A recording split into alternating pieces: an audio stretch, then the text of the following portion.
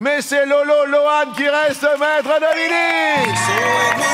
Et ouais, j'ai gagné les 12 coups de midi. Alors comment j'ai fait? Comment ça s'est passé? Suis-je devenu riche? Comment on fait pour participer à une émission de télé? Dans cette vidéo, je vais te répondre à tout, mon ami. On est là pour parler ensemble.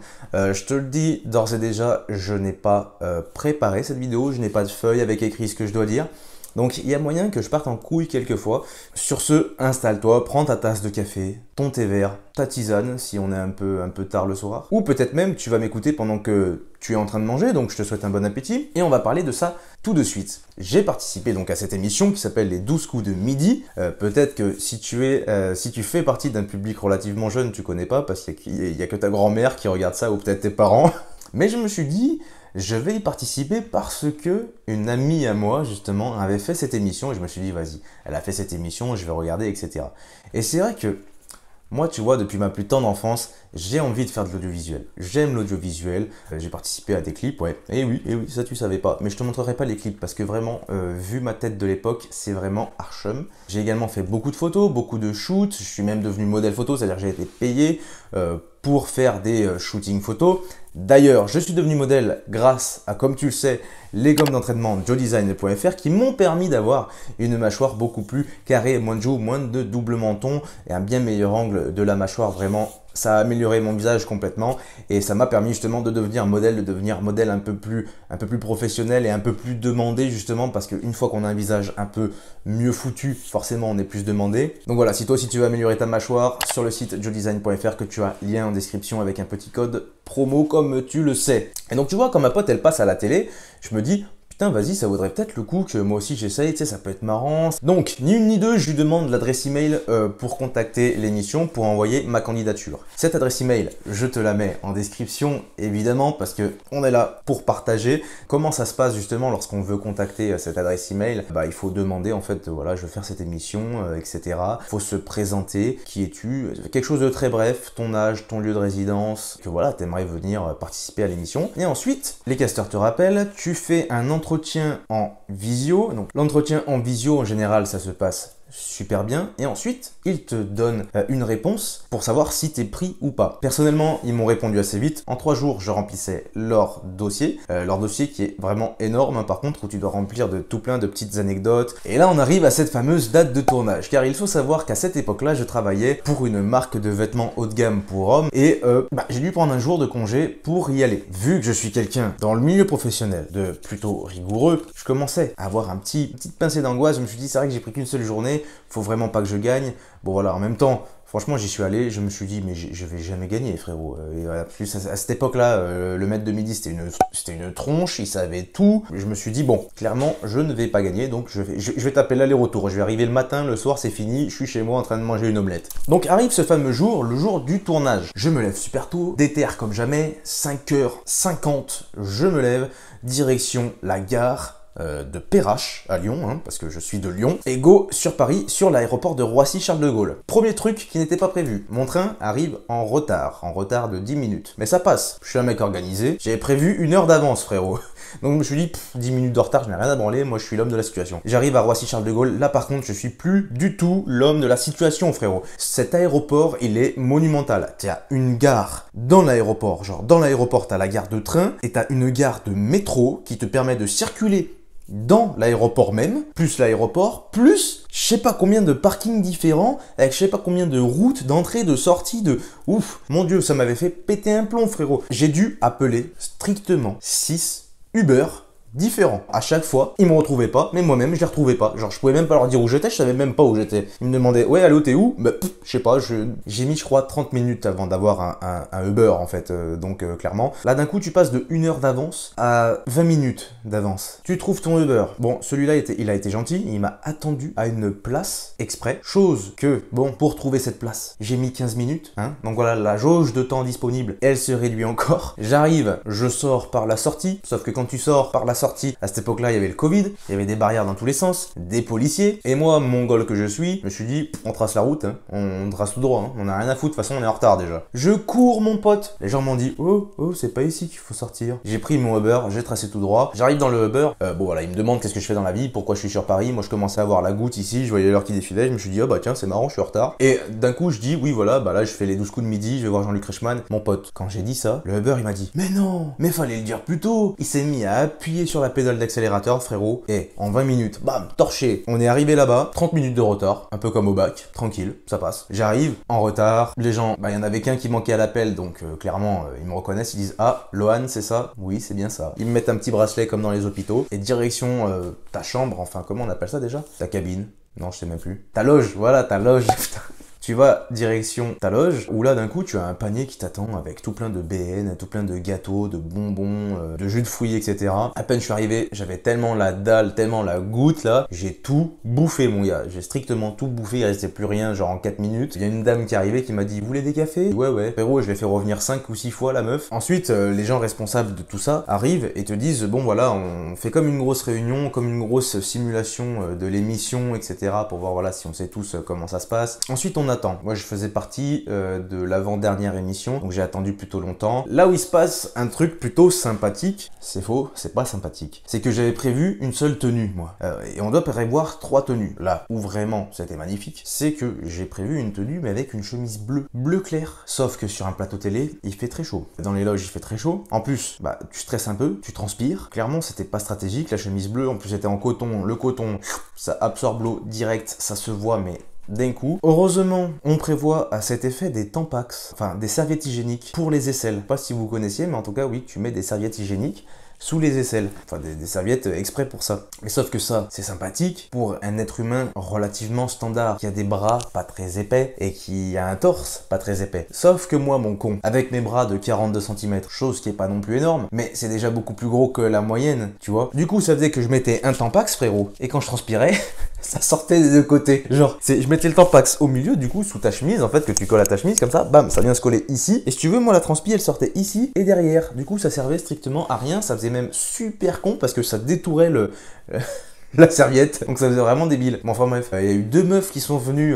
ça c'était cool. 2 meufs qui sont venues du coup pour me sécher la chemise au sèche-cheveux et une autre pour me rajouter des Tampax. Du coup, avant même de passer sur scène, gros, j'avais 3 Tampax de chaque côté, genre 3 Tampax par bras à la place d'en avoir un seul. Oui, bah tu me diras, au moins, c'était réglé, hein. Je pouvais pas trop bouger les bras, genre ça grattait un peu. Ensuite, mon frérot, deuxième partie, la partie coiffure et maquillage. Ça m'a fait mal au cœur, clairement. Je mets mes cheveux vers l'avant comme ça, et en bordel, pour cacher mon front d'extraterrestre, évidemment, parce que ça respecte les proportions de ton visage. Et là, la meuf, la coiffeuse, là, elle arrive, elle me sort un peigne. Et là, déjà, là, j'avais la goutte, je te jure, j'ai cru que j'allais pleurer. Elle a pris son putain de peigne comme ça, elle a mis de la cire dessus, frère, et elle m'a tout mis en arrière. En gros, j'en pouvais plus. T'aurais vu ma tête devant le miroir, genre même moi je pouvais pas me blairer. Genre j'ai vu ma gueule, on aurait dit Hitler. Je te jure c'était dégueulasse, j'avais une tête de con. En plus elle voulait à tout prix m'aplatir les cheveux. Alors là pas compris là. Surtout qu'elle me demande bien mon avis avant. Elle me demande bien, du coup vous les mettez dans quel sens vos cheveux? Bah je dis bah comme ça c'est bien. Ok d'accord. On fait tout l'inverse. Que voulez-vous? C'est comme ça, hein. Très mauvaise expérience du coup le coiffeur là-bas, hein. Surtout que le pire, c'est que j'arrive dans la loge et qu'est-ce que je fais moi?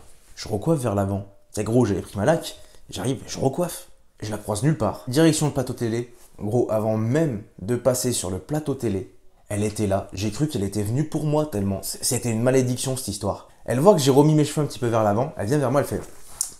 Oh. Elle me les met tout derrière encore. Et bon là, plus moyen de rectifier le tir là. Je me suis dit, bon bah voilà, il y a des millions de personnes qui vont me voir. Moi qui pensais pouvoir pécho en faisant cette émission, eh ben c'est niqué. Voilà, c'est niqué. Non je déconne, j'ai quand même pécho grâce à cette émission.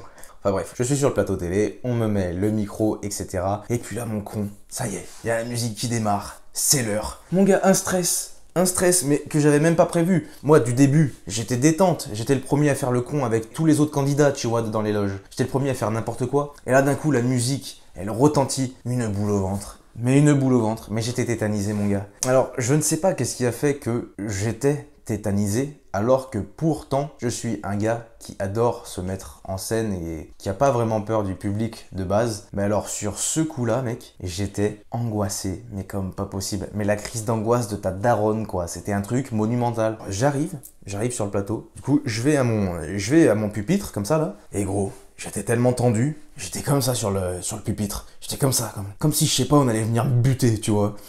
Alors qu'en plus, juste avant, ils avaient dit, alors surtout, ne mettez vraiment pas vos mains sur le pupitre. Moi, première chose, j'arrive, bam, frère, je te saisis le pupitre comme ça, mais il n'y avait pas moyen de me le faire lâcher, ce putain de pupitre, hein, frère. J'étais tétanisé. Et là, je te fais l'émission, mais dans un flou total. Je réponds que de la merde. Je sais même pas comment je fais pour répondre. Je dis des trucs au hasard et je réponds juste, frérot. Vraiment, c'était n'importe quoi. Genre, même mes parents qui étaient derrière en visio, ils se sont dit, mais qu'est-ce qu'il nous fait ce con? Cette émission de Culture G, de base, c'est tellement général en fait, leurs questions, que moi j'y connais pas grand chose. Parce que moi je suis plutôt dans le domaine, tu vois, scientifique. Moi j'aime beaucoup la science, la physique, la chimie, tout ça. Mais ça, m'en pète un rein. D'un coup, ils me sortent quel a été le chanteur qui a dit ce mot-là, à cette époque-là, à cet endroit-là précisément. J'étais là, Justin Bieber. Donc là, je vois tout le monde qui s'élimine un à un. Et je vois au dernier moment que, il reste une meuf en face de moi et que moi, je suis en duel avec elle pour la place finale du Maître de Midi. Et là, je me dis, mais alors attends, moi de base, dès le premier tour, je voulais me barrer parce que clairement, j'en pouvais plus. Hein. J'étais lessivé d'angoisse, mon pote. Hein. Du coup, je me dis, mais c'est quand que je pars, quoi. Je vais au pupitre, du coup, pour être en duel avec elle. Ça y est, le chronomètre se lance, etc. On me pose des questions, tout ça. Et là, je réponds juste. Le chronomètre s'arrête. Et la fille en face, frérot, elle a répondu à aucune question. Quasiment, je crois que ça s'est passé comme ça, elle a quasiment pas répondu. Et enfin bref, là d'un coup son chrono est mort, s'arrête. Et là t'as Jean-Luc. Eh bien mesdames et messieurs, nous allons... Ça m'échappe ma tête. Maître de Midi, c'est Monsieur Laurent.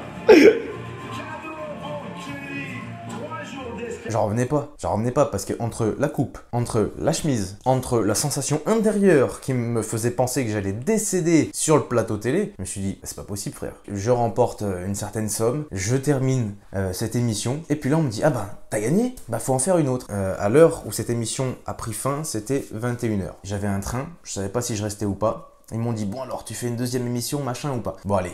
Au pire, pour travailler le lendemain, parce que je rappelle justement que je devais travailler, et que ça met énormément de pression quand tu sais que t'es déjà limite, mais bon, ça c'est ma faute. Et au final, clairement, je décide de faire cette deuxième émission, et je me dis, c'est pas grave, je prendrai le train demain, de toute façon, j'ai gagné cette première émission, c'était pas à cause de la chance, c'est impossible que je gagne une deuxième émission, tu vois. Du coup, je décide de faire cette deuxième émission. Je la fais. Tu obtiendras Colas, il fait dodo. Et je l'avais pas non plus. Fais dodo, Colas mon petit frère, fais dodo, t'auras Du Lolo. On dit bonjour à Lolo. Mais c'est Lolo Lohan qui reste maître de Midi. Et je la gagne. Je te jure que, pareil, cette deuxième émission, moi je me suis dit, c'est bien, je vais être moins angoissé, je vais être moins stressé. Après tout, j'ai l'habitude, j'ai fait une émission, j'ai gagné, t'as vu, là c'est facile. Gros, j'étais stressé tout pareil, mais j'ai quand même gagné encore. Et là, il s'avère qu'il y ait un choix très difficile. Soit demain, je reviens et je refais une émission, quoi qu'il arrive, la production me paye l'hôtel, etc., le taxi, tout ça, ça, y a pas de souci pour dormir sur place, y a eu aucun problème. T'as un manager quand tu deviens maître de Midi, et clairement, voilà.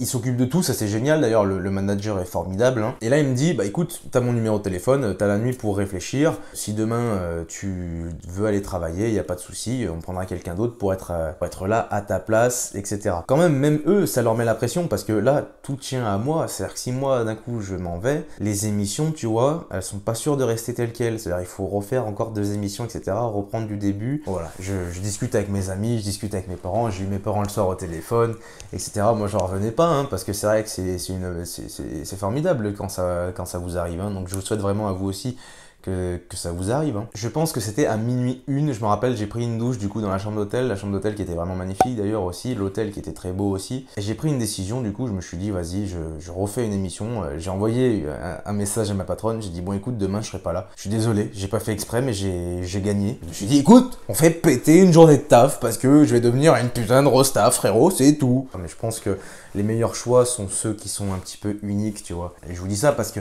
après j'ai été viré. Clairement, mais j'ai jamais regretté ce choix-là, tu vois. Je pense que si vous devez faire un choix, faites le choix de l'unique. Faites le choix de ce qui vous excite, putain. Si vous avez le choix entre faire quelque chose que vous allez pouvoir faire toute votre vie, tous les jours, comme ça, très facilement.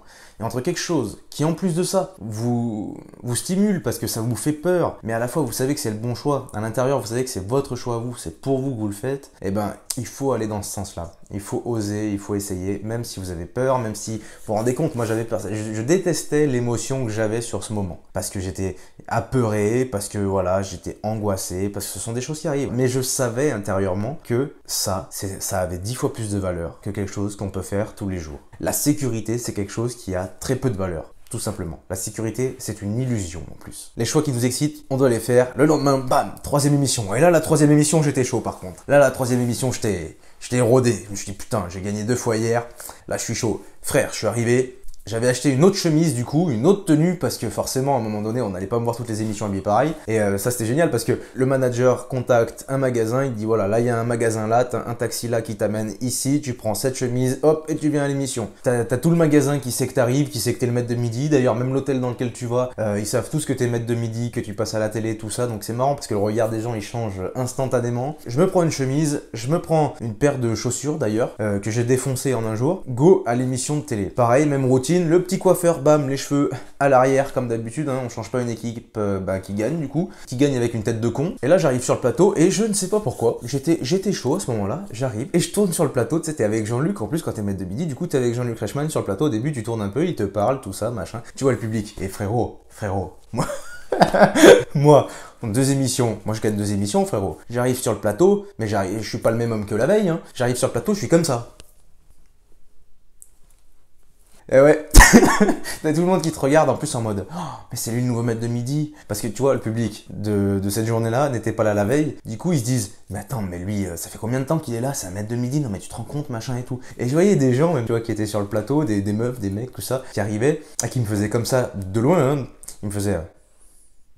Et là, vu qu'on est sur notre lignée, notre trait de caractère totalement égocentrique et confiant, tu vois, je vois les autres candidats que je vais affronter, et j'arrive et je dis salut, ça va? Vraiment trop confiant, les mecs ils me connaissent pas, ils savent même pas que je suis maître de midi, je me présente même pas gros. J'arrive, je dis salut, ça va? Oui, enchanté, Lohan, oui, j'ai gagné, oui c'est moi, j'ai gagné. Ça c'est l'effet sympa, c'est la petite gamme montante, tu vois, émotionnellement parlant, c'est sympathique. Mais bon voilà, cette émission là j'ai fait à peine un tour, et je me suis fait dégommer la gueule, et il était temps, parce que entre l'ego qui commençait à monter, le stress qui commençait à descendre, à un peu trop descendre, hein, je commençais à prendre la confiance même à l'extérieur, hein, même à l'hôtel, je suis arrivé, frérot, minuit, je leur ai demandé du pâté. Il n'y avait même pas de pain, je l'ai mangé à la petite cuillère. Et donc voilà, cette émission après je l'ai perdue. Et quand tu perds, bon t'es quand même un petit peu triste, je t'avoue, parce que c'est vrai que bon voilà, t'as gagné, machin, tu te dis voilà. Tu y prends goût au final, même si ça a duré au final à peine 2 jours, c'est 2 jours dans le rush, 2 jours où t'as une vie que t'as jamais eue, et c'est quelque chose qui est vraiment sympa.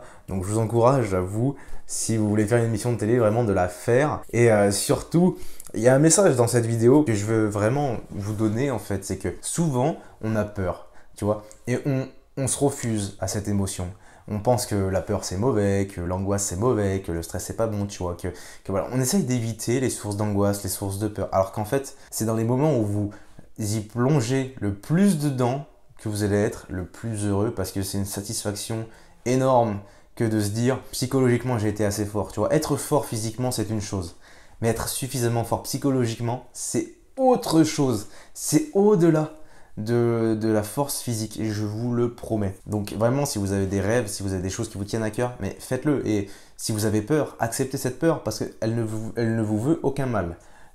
C'est vraiment quelque chose avec laquelle vous allez faire, elle va rester là, mais cette peur elle va se transformer en excitation après, et ça va être magnifique. C'est qu'une question d'entraînement. Les gens qui sont entraînés à faire face à de la peur, ça devient de l'excitation. Comme dans beaucoup de sports extrêmes d'ailleurs, c'est exactement ce qui se passe. Au début, les gens ont peur et ensuite ils deviennent accros à ça. Et donc voilà, c'est surtout le message que je veux faire passer, c'est la peur ce n'est rien, c'est une émotion qui vaut la peine d'être vécue. C'était mon petit retour sur cette émission. Si vous avez des questions, évidemment, n'hésitez pas à les poser en commentaire. Si toi, tu as vu l'émission dans laquelle je suis passé, enfin si tu as vu les émissions dans lesquelles je suis passé, tu peux également le dire en commentaire. Je te laisse mettre un petit like sur la vidéo, à t'abonner, à activer la petite cloche. Même si c'est plus Pâques, écoute, on sonne quand même les cloches, on est au mois de mai, ça fait plaisir. Je vous fais des bisous et je vous dis à la prochaine.